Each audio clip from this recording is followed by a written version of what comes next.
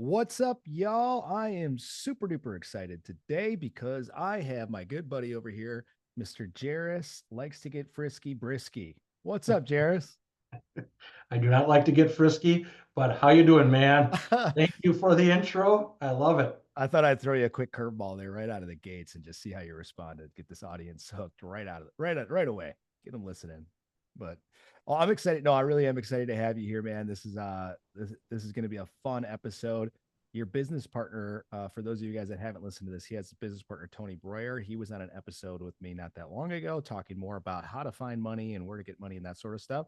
It's one of our most downloaded episodes, but I think today Jairus is going to outdo his partner. I think this is going to be one of the best ones that we've had so far. So I'm looking forward to it, man. Jairus, tell us a little bit about you and your background. You're with Good Faith Funding. One of the things that I really admire about you, Jairus, and I think the audience, for those of you guys that are interested in getting into real estate investing in Wisconsin or are already investing in Wisconsin and have not talked to Jairus, one of the reasons, main things I think you need to talk to him about is he is one of the best connectors of people that I have ever met before. It's like a super talent that he has. So he knows and he networks with people all over the state. But talk about how you got to this point, Jared. Like, how did you go from what were you doing before, and how did you get into hard money lending and real estate? Well, thank you, Corey. Extremely excited to be here. I love the content and love the whole premise, and frankly, love Wisconsin real estate. Me too. The quick background, I'll try and be brief. The last 10 years have been involved in real estate, but prior to that, in an earlier chapter, had nothing to do with real estate, didn't come from a family who did real estate, but really spent the first chapter of my career in different industry, transportation, logistics, but got a chance to see a lot how businesses run, the entrepreneurial side, the sales side, the pursuit of the deal, the money side, and how people interact with each other to try and get things done. And so that was super exciting. And eventually retired from that, but had a few bucks in my pocket and got a chance to know my business partner, Tony. Lent him the money that he lent out. And over the last 10 years, that relationship has blossomed. I've gotten less into my prior career, retired from that, and more into real estate over the last 10 years. Nice. And that has really been exciting for me to not only be part of a new industry to me, but a very established industry, and just try and study and learn it and see where value can be created. Because to me, that's the name of the game, about creating value, whether it's the property, the relationship, the dollar, if you will. So Yeah. that's what I do, and that's what really motivates me. And being around smart people, that's been the part that's been extremely exciting for me That's in why real you're always estate. calling me and wanting to hang out. That's Yeah. exactly it. I thank you for asking, for allowing me, and I was begging you to spend this quality time with you. Oh, So I that's funny. appreciate that. That's So funny. No, and I think what you said, what motivates you is providing value. I think that's probably where, correct me if I'm wrong, but that's where a lot of your networking comes in. You're just connecting people all the time with no expectation of anything in return, which is one of the reasons I think at the end here we'll put your contact info in the show notes and people can figure out how to reach you here at the end. But I think anybody out here who doesn't take me up on it, even if they're like, I don't ever want to use hard money, I think for the just to get to know you personally and try to get into your web of connections is so valuable. Um, so that gives a little insight, hopefully, to the audience of where that networking comes in. One of the other things, Jairus, one of the things that I wanted to have you on here to discuss, and we'll probably try to have you as a regular guest here if you're up for that, is just you have a real pulse on Wisconsin, as far as the market goes. With you guys lending money, maybe you can talk about why that's important that you know what's going on in all the different markets in Wisconsin, and then maybe talk about some of the trends that you've been seeing recently. This isn't going to age well. So if you're listening to this a year after we've recorded this is probably going to be irrelevant when we get to that part. But if you're listening to this while it's freshly dropped, this should hopefully be still relevant for you. So maybe if you could talk just about, some of the different markets and what you're seeing happening in some of those different areas throughout the state. yeah, very happy to. I I'm a person who really likes to understand the source of information, the data, the trends, not only quantitatively but more observationally with all of the investors and people around it. So I just try and listen and study as much as I can. Part of it is because, I've only been it the last 10 years, so I'm just trying to catch up in some cases, but Sure. again, create and add value. But in terms of, what I'm seeing, I really kind of look at the market from two vantage points. The first one is for the real estate investor, I look at it from their vantage point, and then I look at it kind of the whole total market. Okay. And let's start with the total market. What I mean by that is it's really all of the real estate activity as recorded at the state or county register of deeds level. So Okay. all of the real estate transactions, whether they're on market MLS or off market. So I look at this kind of total market. This data is freely available. If anyone ever wants to reach out, I will show you exactly how I get it, how I analyze it. You may be bored in 5 minutes, and I'll just keep publishing, and you can check it out, my summary. But the point is, I look at the total market, and I look at those real estate transactions, but then I try and also look at it from the other lens of how does it mean? What does it mean to the investor? So on Okay. the total market side, the data is out there for the last, I don't know, 7 or 8 years, and you can dissect it a bunch of ways. But I really look at the residential real estate market, and I try and focus on the 1 to 4 unit segment, Okay. as I think that's the most applicable for not only our business but the people I interact with. And as I look at it, and please don't bear with me, I'm going to look down at some of my notes because I spend time with numbers every day, so I Oh, can't keep it all straight. But no judgment there. so when I look at the state of Wisconsin, that's really where I'm focused, by the way. There's a couple key things. The first is I look at where is the concentrations of volume. Southeast Wisconsin is the largest market in the state, population-wise, as well as real estate transactions. About 1 out of every 3 transactions in the whole state occur in Southeast Wisconsin. Wow, Kind of that's think of crazy. that Ozaukee County, kind of Port Washington, all the way down to the state line and west out to Lake Country, as they call it. Okay. And so in that area, the real estate transactions year over year are really flat, Oh, which I thought was kind of interesting. yeah. But there are a couple pockets. Racine and Ozaukee County have some growing strength year over year in real estate transactions. And again, that's total market, on market meaning MLS activity as well as off market, any private transfers, wholesale activity, if you will. Okay.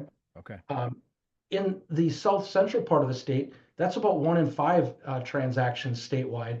Think of that as kind of Madison and the surrounding counties. Okay. That is also flat. But Dane County, second largest populated county in the state, is actually the strongest volume year over year increase. So a lot of people are flocking, at least from a transaction perspective, to that area in terms of real estate Wow. transactions. Okay. So Dane and Rock I County. would not have thought that. I would have thought maybe the opposite. I would have thought maybe the trend would be going more spread out away from the Madison, to get away from some of those higher prices. But very It's an interesting.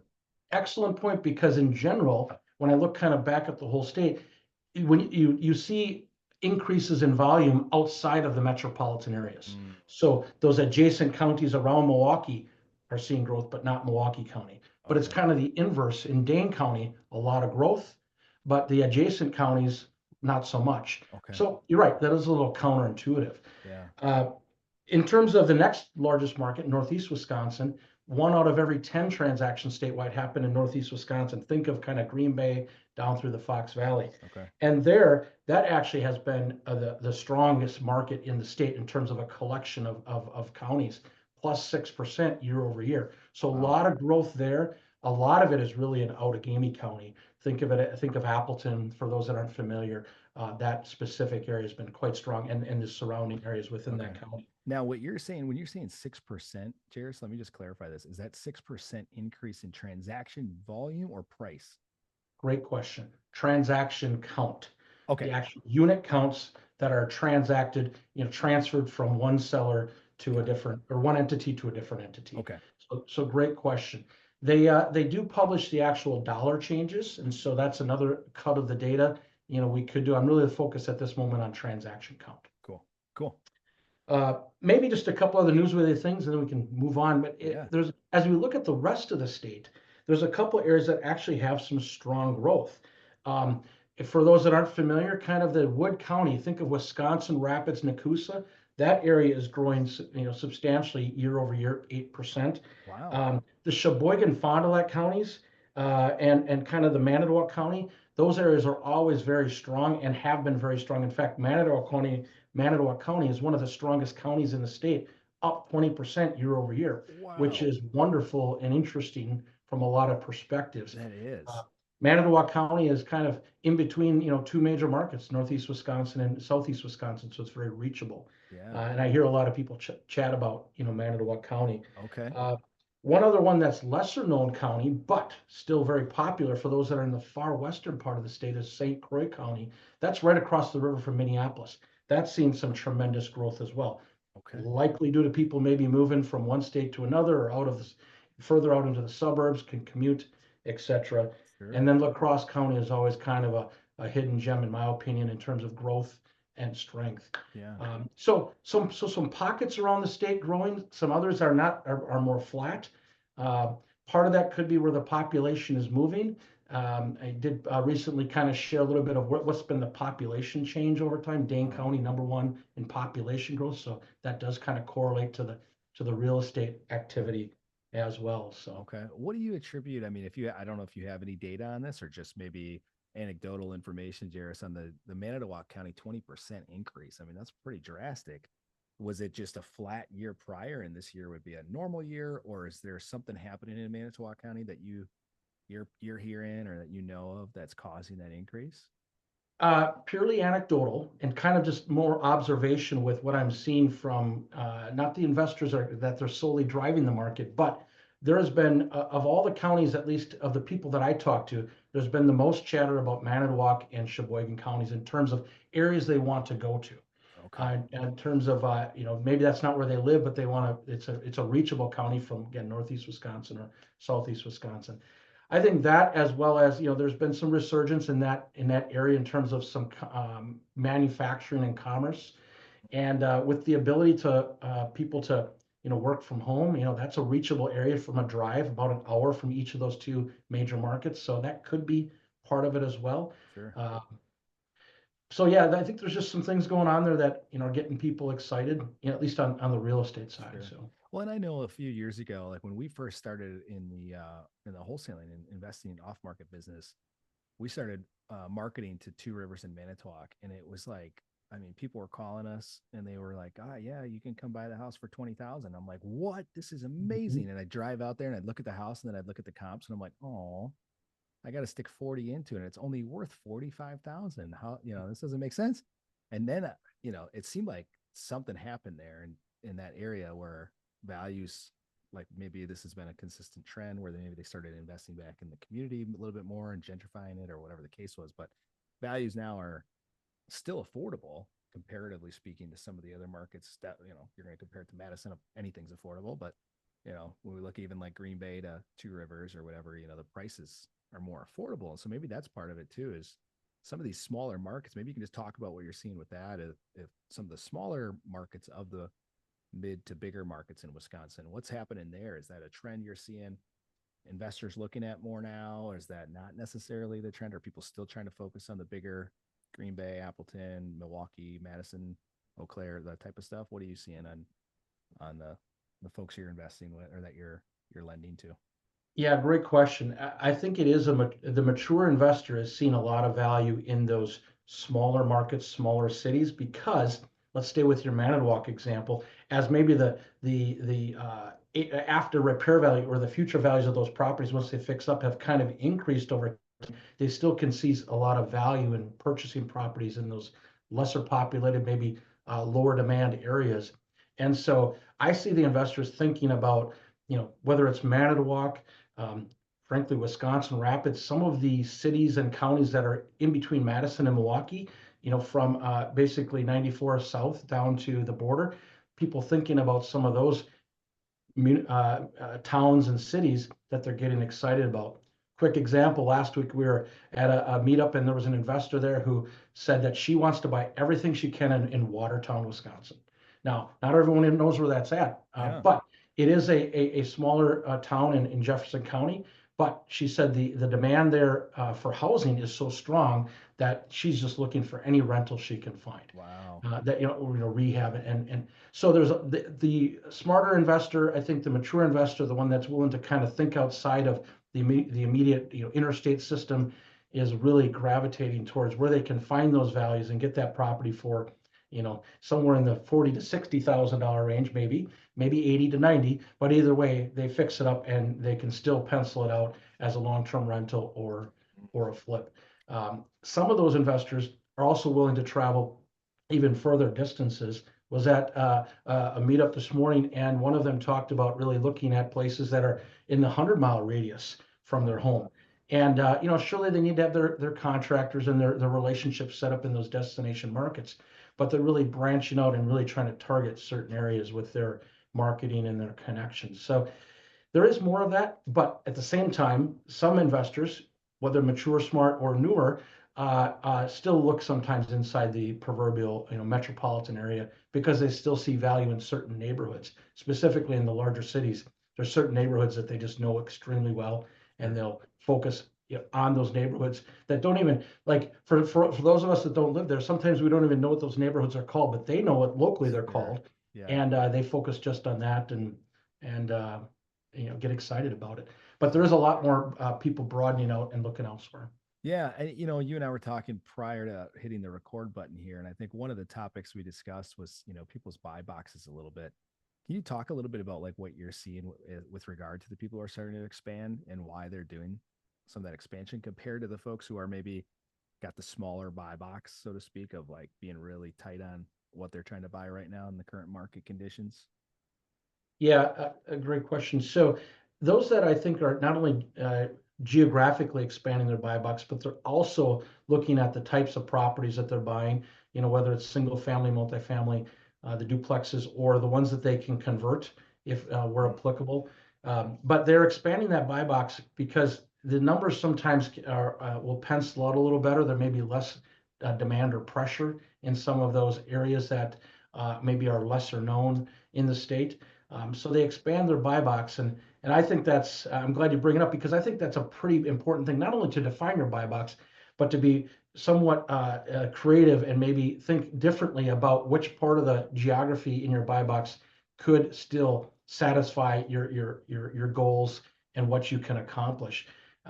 So a lot of people have been reevaluating their buy box as they hear from more people and they hear about different areas. As an example, I brought up the Watertown thing to some other people, and not that they're interested in Watertown, but it started to get them to think about, that county that they're in. They're like, oh, I know Jefferson County, and I know this municipality or certain other counties along, maybe the southern border that less people focus on. And so people are changing their buy box, which I think is important, and reevaluating it. But, I always try and end it with, but stay true to your buy box because as soon as you get outside of it, you start to maybe, know less about it, don't have the contractor set up. And so there's some cautions there as well. And I think it depends on the person's goal. You mentioned that too, Jaris. It's like if your goal is to do, a deal a year for the next 10 years and that satisfies your appetite and your goal, then you probably don't need to get too expansive with your buy box per se. You can be very diligent, but if you have some big aspirations of, hey, I want to have 100 units or whatever your goal is, right? 1,000 units, 10,000 units, or whatever the case is, at some point, you're probably going to have to open the box up a little bit and get a little bit more accepting of certain things. I know one of the things when I talk to people about, hey, when I got started, this was my buy box, because I hear this a lot of times, is like, I want a side by side duplex in Appleton or Madison or whatever, and I want it 80% ARV, no rehab, just want a 20% discount right off the top. I'm like, cool, you're never buying a deal. Awesome. Well, let me know when you change your buy box and you're frustrated because you can't get it. Okay, that somebody probably got lucky and they're gonna write me after this and say I did that. But for the majority of people, if that is the case, you're gonna have a ton of competition most likely, right? Or a friend or family, you got lucky and they decided to give you a gift, right? But when I started, I had pretty big goals, and my goal was give me a property that I can rent out and I can burr the deal so I can get the majority, hopefully all of my money back out. And if it nets me $1 a year, I'm cool, right? So I didn't care if it was upper lower duplex, single family house, side by side duplex, apartment, like whatever it was, as long as it fit that. So it was pretty broad. Now I had geographical preferences of like I wanted to be somewhere in the valley or whatever the case was. But I think that's important for those of you listening that are starting out. If you have big goals, it may be something to look at your buy box right now as we're going into this new year and say, hey, have I been struggling to get deal flow. I hear a lot of times, I can't find deals. That's like, well, maybe there's deals all around. People are buying deals every single day. Maybe it's you that in your box that needs to change. Any thoughts on that? You can argue with that. You can give me some other points, Jaris, or you can just tell me how smart I am. Either No, one's good with you me. are very smart. No, you're spot on, because ultimately, I think people need to evaluate that and stay true to it.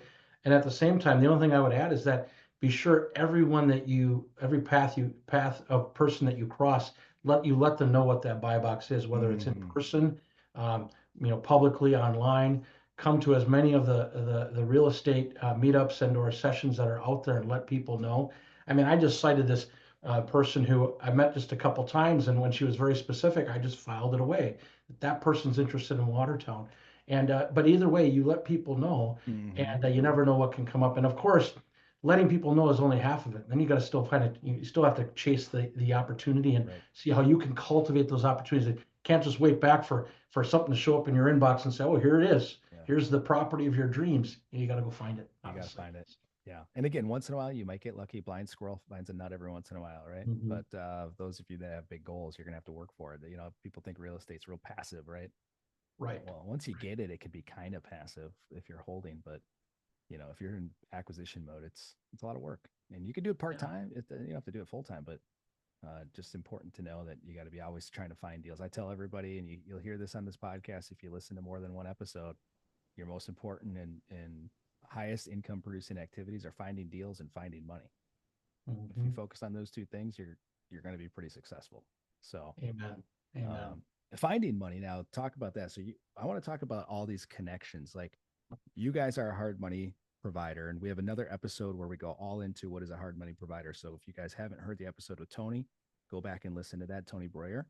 It looks like broilier. It's very Italian or French or whatever it is.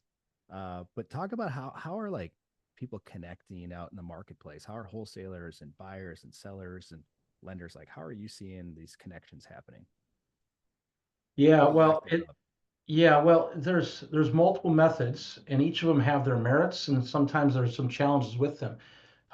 One of the platforms that gets a lot of use these days is Facebook and the Facebook groups. Now, there's a bunch of groups around the state. Hit Croix or I up if you want to kind of know what's in your market, and maybe some. But there's a bunch of groups that are like geographically focused, like off-market deals in Milwaukee or Mm, in different markets around the state. There's also groups that have set up Facebook pages, that have various real estate, connections or meetups that are out there. So Facebook seems to be a very strong platform for connecting with investors. Sometimes also good for finding deals, but you have to scrutinize very quickly, where that deal came from and who is the person posting it, and make sure that it's something that you want to pursue, and is there enough information there. So connecting people, not only through social media is one way. The in-person educational or just networking real estate focused events, I'm a big advocate. You get a chance to meet people. I was at one this morning, one last week, and you get a chance to really not only see investors, but also those that are connected around real estate. We have people that show up to these that are in various adjacent things that you could need.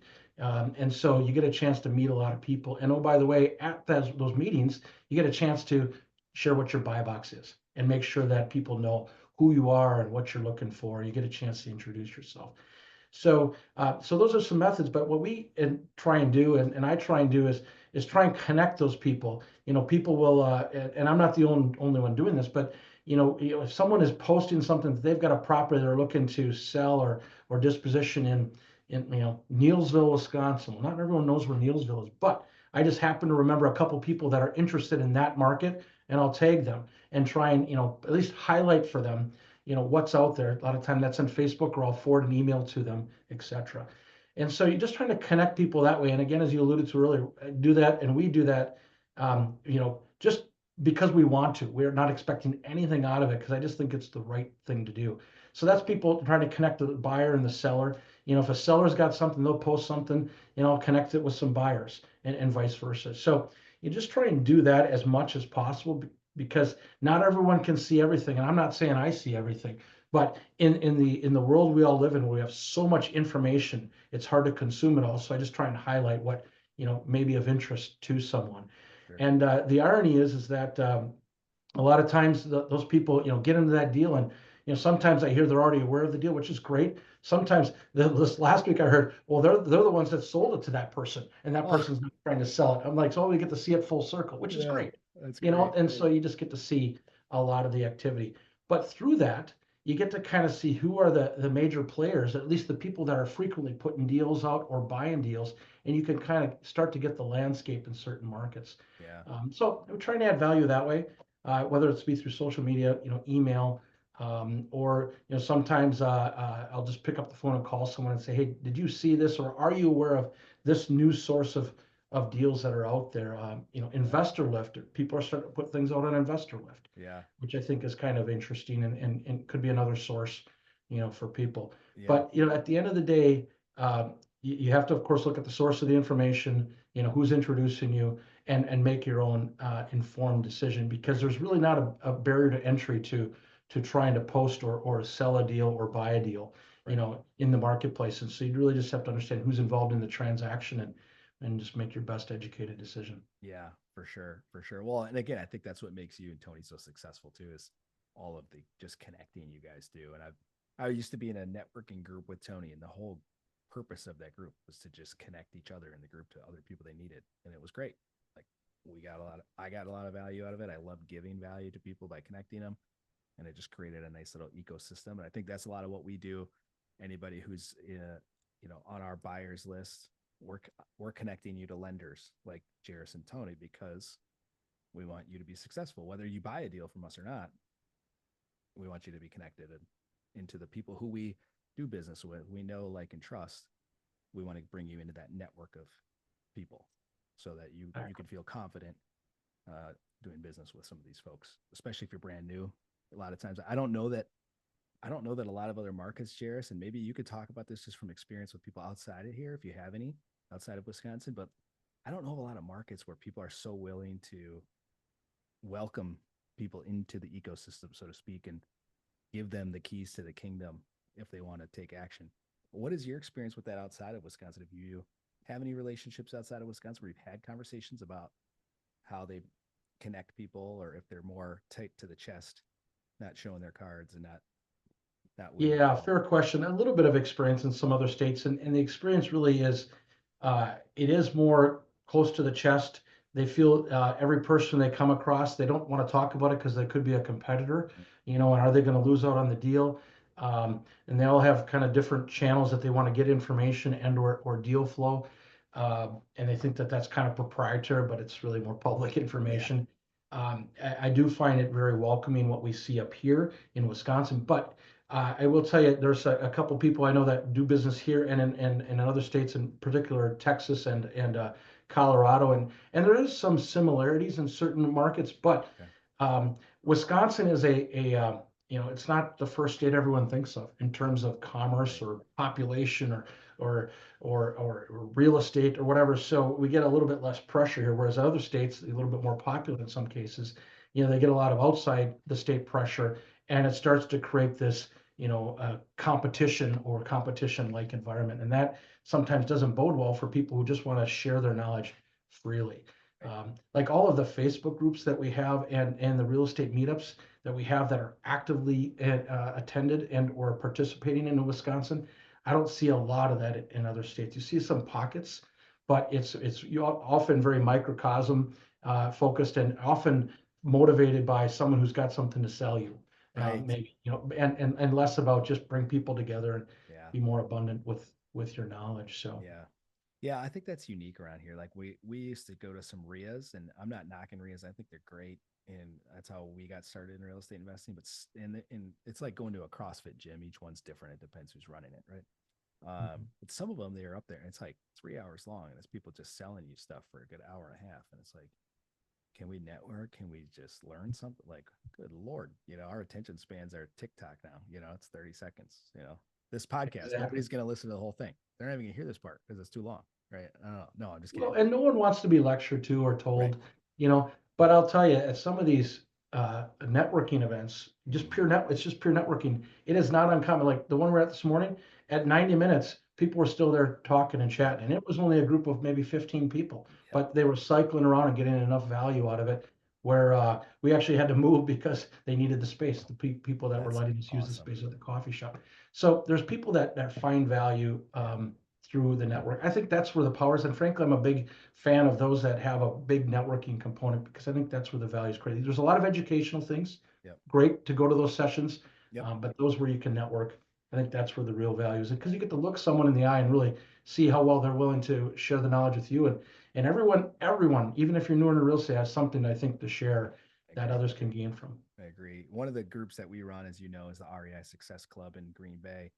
And that's our focus is we do a little education and then we love to just open it up for networking and get to know people and set up meetings outside. And it's more of like we want to try to create that club kind of environment of you're in the club, people get to know you. If you show up more than once, you keep coming back pretty soon. Like there's a gentleman in there, very quiet when he first came in, like hardly said 2 words, but he shows up every month and he's there and he's getting outside of his comfort zone and he's learning and he's growing. And the dude just bought his first deal. I mean, it's amazing. I love seeing that stuff happen and it's so exciting.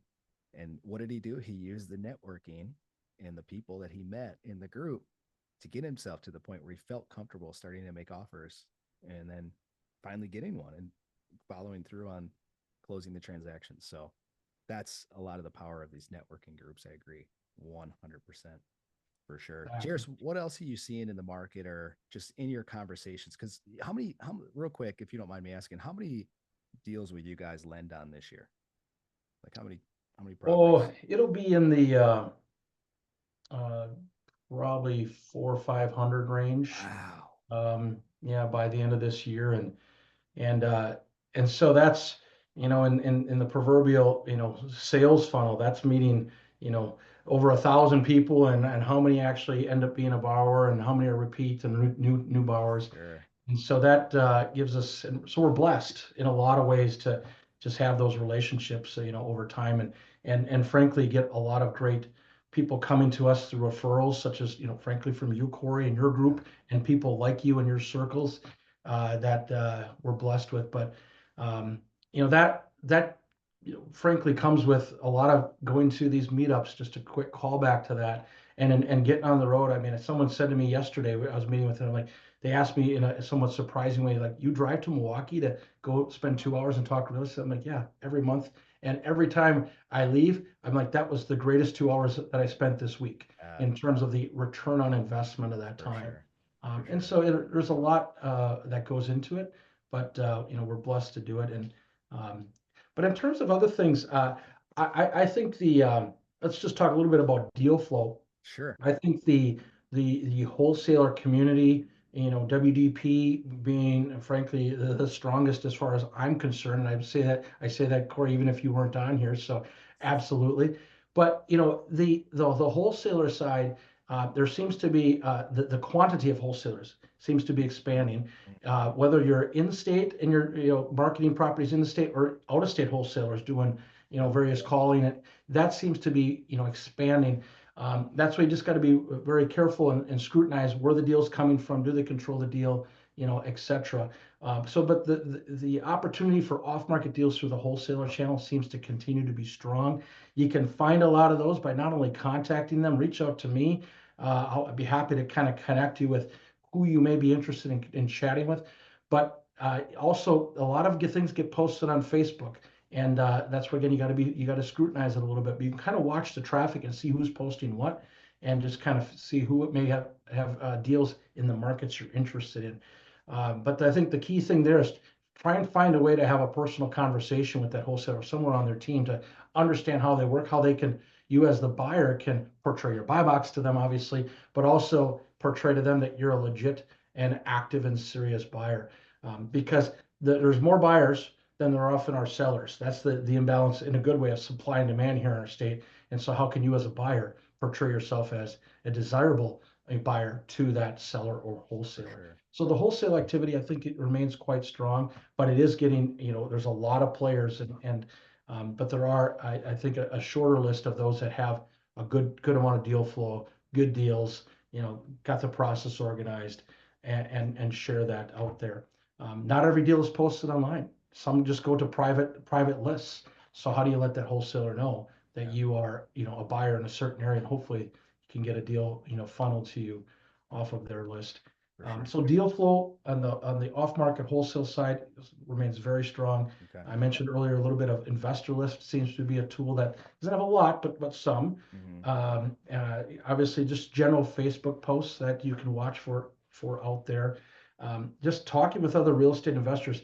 I hear weekly many times where an investor will say, I've got this deal in city A, but that they got through whatever means they got it. Yeah. And for whatever reason, it doesn't fit their buy box or it's just not the right timing. Yep. But you let them know that, hey, if you ever got a deal that doesn't work for you, maybe it'll work for me. Yep. And that people are picking up things from that perspective as well. Yep. Heard this morning someone that they've got various ways to get deal flow just by talking to people through property managers, title companies, real estate agents, believe it or not.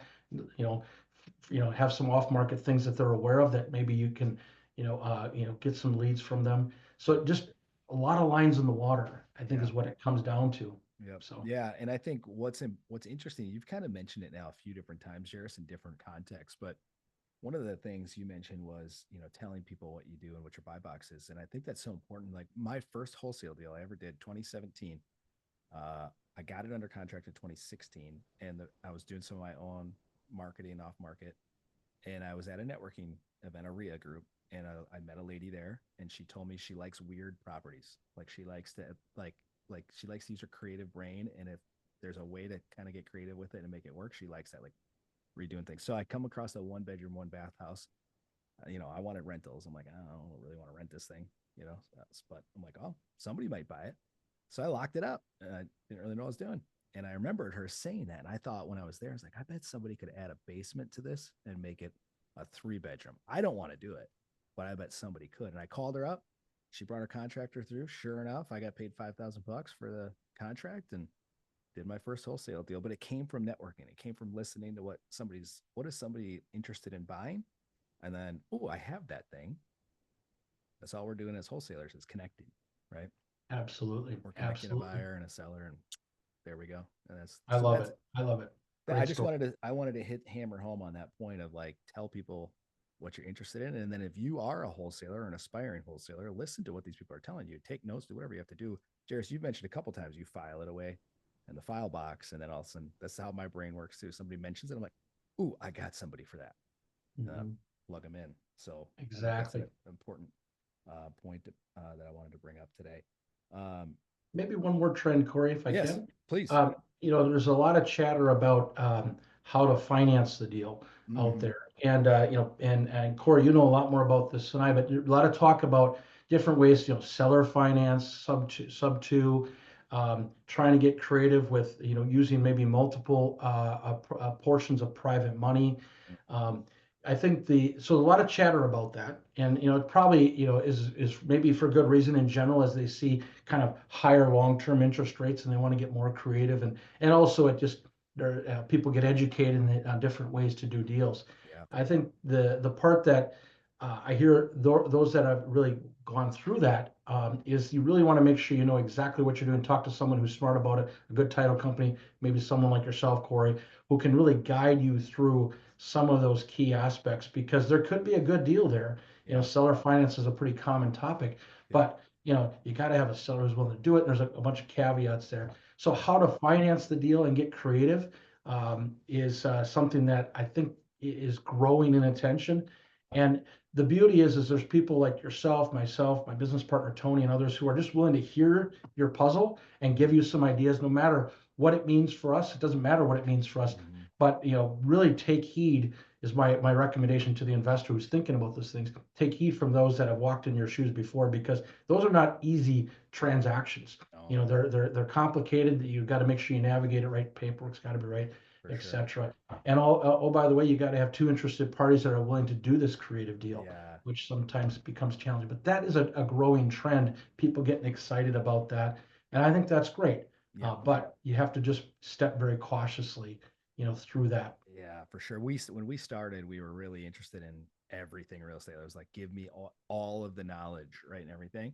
And what I found is trying to get creative with deals really slowed me down when I was starting out of just continuing to find deals. So I was being a deal maker, not a deal finder.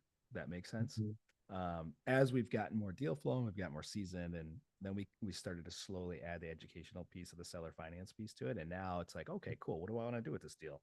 Is it make sense as a wholesale? Does it make sense as a flip, as a rental, seller finance? How can we make the deal work? Is a little less time consuming now because we've had the repetition, the knowledge, the education.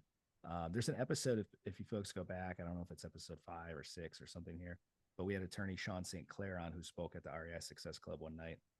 He is, as far as I know, the premier guy to go to for seller finance. And we're lucky enough that he's licensed in Wisconsin. So he does a lot of stuff down in Phoenix where seller finance has been super popular forever. If anybody knows Pace Morby, he's like the celebrity of seller finance. That's he has not confirmed this to me yet, but I've heard through sources that that's who does all his paperwork. So you're going to want to make sure you work with a good attorney on some of this stuff. We've had a couple deals now where we've run it by Sean, and he's done the due diligence piece for us and looked into it. And it's not a good situation for us to do seller finance where either we would be at risk or we would be putting the seller at risk, which I think is important to be a responsible investor and make sure you're not just, oh, this deal works for me, so I'm going to do it, when you could really be jeopardizing your seller's, future, uh, because of your own greed, right? So just be working with professionals, especially if you're getting started. I think that's great, Jaris, to put out there that seller finance is a great opportunity to get more deal flow and make some deals work that can't work just as a cash deal or with hard money or something else, but work with somebody who knows what they're doing on the attorney side. I would recommend Sean. Again, all his contact info is back in one of the other episodes, so go back and listen to that. But I think it's a great point, man. I appreciate you bringing that up. Yeah, great shout out for Sean. He does a podcast too. I think is Yes. has a great following. So that's awesome. I think the other trend worth noting here is no matter what your strategy is as the investor to flip it or hold it, someone's going to hold that property long term, whether it's you as the investor or whoever you're Mm-hmm. going to sell it to. And so obviously the property has to be prepared in a way, rehabbed in a way. It's got to have the right numbers so that a bank, if that's your strategy, is going to do long-term financing on this. And Mm-hmm. so, and I think you've had someone on kind of on the long-term financing side, so I don't want to get too deep into that. But Sure. I think the key learning for me is that and it's hopefully pretty obvious to everyone, is that you got to have a lot of long-term financing and relationships in order to make sure, and I know your team does a great job of this, Corey, of really kind of educating the buyers to make sure you've got enough people out there that can help you with the long-term financing and a good cross-section, maybe a broker, a brick and mortar, traditional bank, as well as a credit union, and then some others within each of those categories to really 100%. help you ensure that you can understand how you can get the deal done. What does it need to look like? And make sure that you can get, the long-term financing. And oh, by the way, is this in good appraise, hopefully, for what Right. you're expecting so that the ratios work. That's been, I don't want to say an overlooked item, but there's not as much attention put on that sometimes Yes. by the investor. 100%. You nailed it, Jared. You've heard me talk at some of the educational things I do, and it's you got to have different silos and buckets of money, right? And because a hard money lender is great for what a hard money lender is great for, right? Well, you guys are great at what you do, but you are not great at financing that for 30 years. You would Correct. not want to work with you guys for 30 years We unless don't you even got do to. it. Yeah, yeah, it'd be impossible. You'd be Yeah, giving the yeah, keys back to you, right? right. So you got to have different buckets. And I've seen some folks, I wouldn't say get in trouble, but they've been in a pickle where they've had to really scramble because they did not heed this advice of they had one lender to acquire, maybe a hard money lender, and then they had one potential lender, not like lenders in that bucket, but lender in a bucket, and that was it. That's all they had set up. And so when hard money lending time came to pay off the hard money loan and their property wasn't ready yet, now they were stuck in a pickle because they didn't go out and source multiple buckets of money. And so I think that's just such an important part if you're starting out, or if you're currently working. Those buckets of money could dry up real quick. Just look at COVID. Look at what happened in COVID. Look at what happened when interest rates went up. Some buckets of money went, sorry, we're going to pull back for a while, and people got stuck. So yeah, I think that's great advice. The last question I have for you before we get to a fun question, Jairus, I want to go back to you mentioned the expansion of wholesaling that you're seeing in Wisconsin, and to be cautious. What are some things that you see, make a good wholesaler from your perspective when you're advising borrowers, and things that maybe are not um, up to what a standard should be in your eyes that you could give somebody who's looking at some of these Facebook groups or sees a deal come across their plate that ends up being a wholesale deal? Like, what are the things that they could look for? How do they vet somebody to make sure that they're a good source of deals? Yeah, great question. So from my perspective, the investor should look at a wholesaler as a partner in that transaction. Um, the wholesaler is also a partner for the seller, but ultimately that wholesaler is trying to, broker that transaction, if you will, to a buyer. And so how can you have a relationship with that wholesaler or someone on that wholesaler's team that's more than just focused solely on that transaction? So get to know them, maybe vet them with some other people, other investors, like, hey, have you done business with this person? How did it go? Did the transaction complete? And keep your ears open just to hear what happened. Now, if you hear something bad, doesn't mean that that was the wholesaler. A lot of transactions have a lot of sides to the story, okay? But try and look at it objectively and get to know that wholesaler. That's kind of the first recommendation. Not only personally, if you can, but also, digitally, like see their activity online, see how they're posting deals. Look at a couple of their deals and just, do the math and say, does it look like it's going to be a good deal? Okay. A wholesaler that puts out a deal where there's enough proverbial meat left on the bone, for the next investor, is really something that, is a sustainable business process. So try and study them. Um, the things that I would watch for are, if you're not finding that they've done other deals or you're not hearing enough about them, maybe they're just, an out-of-state person, not that that's bad, but an out-of-state person who's just doing a deal in the state that maybe that's their first deal or their deal count is low. Another question is, has someone from the wholesaler been able to walk the property, or do they have a good quality video, or maybe they sent in an inspector, give you some feel that that wholesaler has, true knowledge of the property versus, just something maybe over the phone or digitally with that seller. That could give you some confidence in the quality of the information you're getting, as well as the quality of the numbers and or maybe hopefully the quality of the transaction. Cool. Uh, Also, as you're trying to vet them, ask some title companies. Have you worked with them? And not only the other investors. I would say also maybe look at how they're portraying the information to you. There are some that put out literally one line, got properties in such and such zip code, let me know. Well, that may not give you enough information, and you may have to understand or wonder a little bit about what's their motivation for wanting to engage you if they really can't give you all this information. But there's various degrees of information that a wholesaler can provide, and they have different reasons why they provide a lot versus maybe a little, and that's all valid reasons. But just try and understand what they're providing and what you have to do in order to maybe get more information.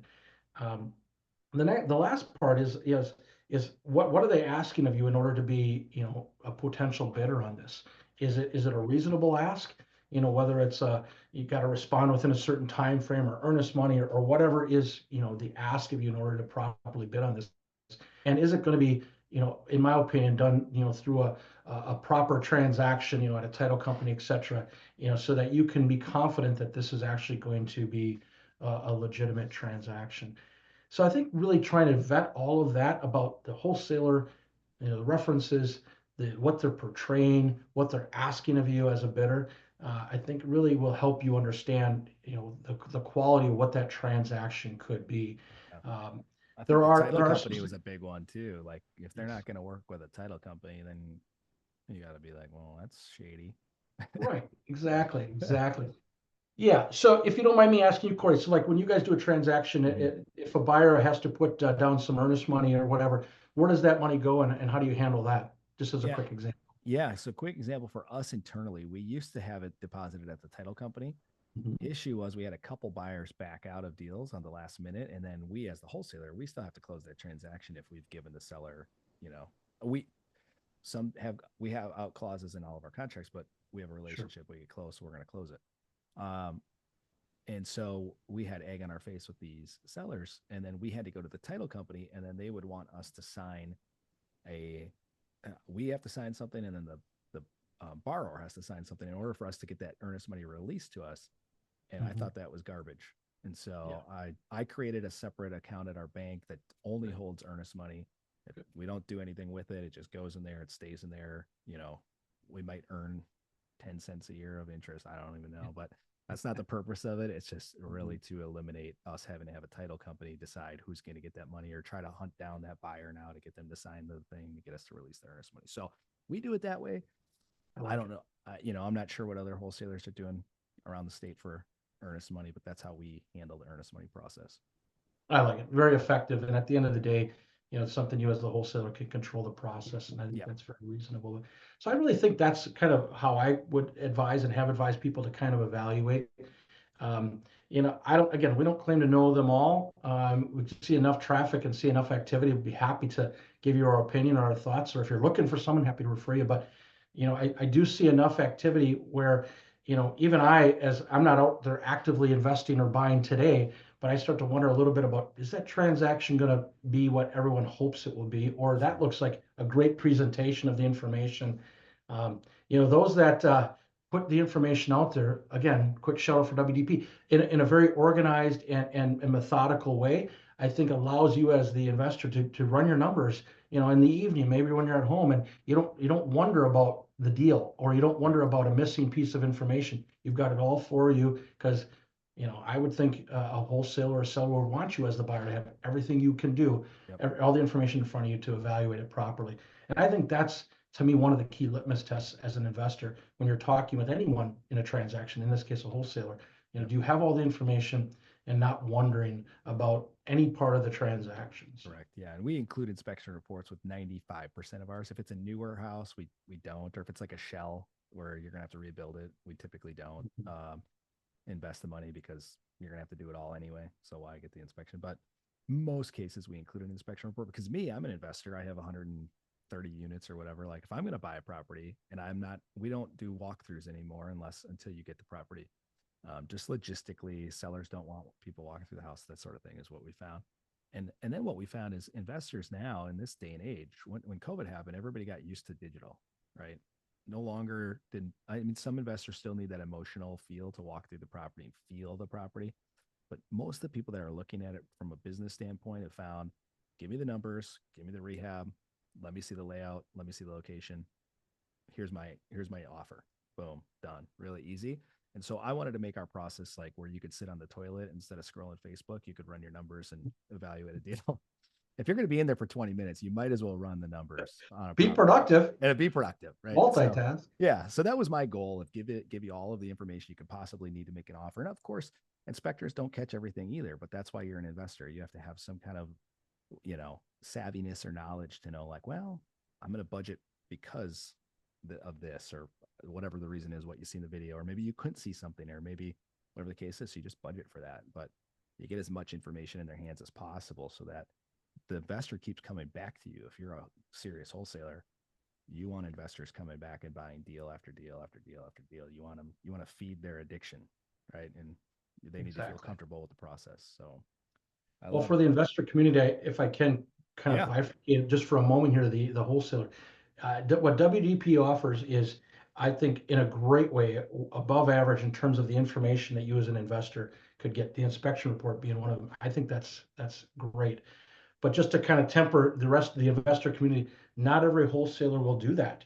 Right. And sometimes it's here's some pictures, here's the address, no walkthrough, buy as is. You could maybe do a drive-by on the street, but you're not getting, and in certain portions of certain the state and certain wholesalers, that's all you're going to get. And if you want to play, you got to accept that as that's all you're going to get. And you have to decide if you're comfortable with that, of course. But there are plenty of investors who, for whatever reason, get comfortable with that. I mean, that's their own choice. But I always like more information, and I think that's great. And again, if you're not going to get the information from the wholesaler, either you have to get comfortable with it, or you have to wonder whether that's a deal you can even be willing to do if you don't have as many inputs as you would want. So it is just a little bit of the landscape. So that's okay. Yeah. Different strokes for different folks, as they say, right? Exactly. That's right. Exactly. Well, Jaris, last question as we always end this podcast. What is your favorite place to visit in Wisconsin, or maybe your favorite Wisconsin tradition? Well, I love our great state. And I've lived in a few parts of it and traveled a bunch of it, and traveled outside of the state too. And I still think Wisconsin is top 5 for me in terms of fun things. But I'll tell you, recently as a family, we went to the Devil's Lake area, and that is it doesn't feel like you're in Wisconsin in terms of its very different landscape than the rest. Okay. Um, that western, southwestern Wisconsin has a lot more, change in elevation than Sure. maybe the eastern half of the state, but Devil's Lake is pretty darn exceptional in terms of just what's all going on Yeah. there and what's going on in the area. That's cool. Um, Nearby is if you're into biking, the Elroy Sparta Trail and going through tunnels and just it's a Oh, pretty unique experience as sweet. well. Um, Love Northeast Wisconsin, no, but that's a pretty cool part of Yeah. our great state. I do That's love a awesome. bunch of other parts. We could talk for another hour Yeah. Yeah. Yeah. about For sure. the other states in the U.S. that we've been to, but that's how I would answer. So I love it, man. Yeah. I've been there, I think, when I was younger, but it's blurry. I don't remember too much yeah, of it. So, but yeah, that's actually, now that you said it, I'm like, shoot, I should go back there and just check it out and just bring the kids and have a little yeah, weekend getaway or something down there. So that's awesome. Well, man, I appreciate you being on here today, Jairus. We went longer than I expected, and so I apologize for taking up a bunch of your time. But hopefully, the listeners got a ton of value out of today. I think they will. I think Tony's going to be jealous because this is going to get more downloads than his. I think so. I'll keep you both updated on the numbers over the next couple of months here. But for perfect. those of you guys listening in, if you got some value out of this, the most helpful thing you can do for us is share this podcast with those people who you think would also get value out of this. If you are an out of state person looking at Wisconsin as a potential opportunity to invest in, our team would love to have a conversation with you, connect you to great folks like Jaris and his team at Good Faith Funding or any of the other people you need help with.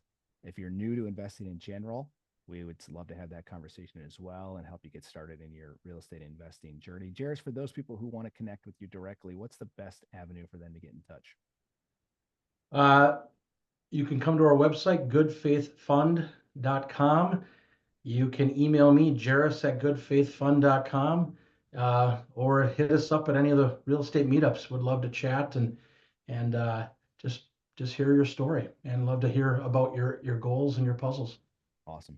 Awesome. Well, thanks again, guys, for listening and tuning in. We'll see you on the next episode.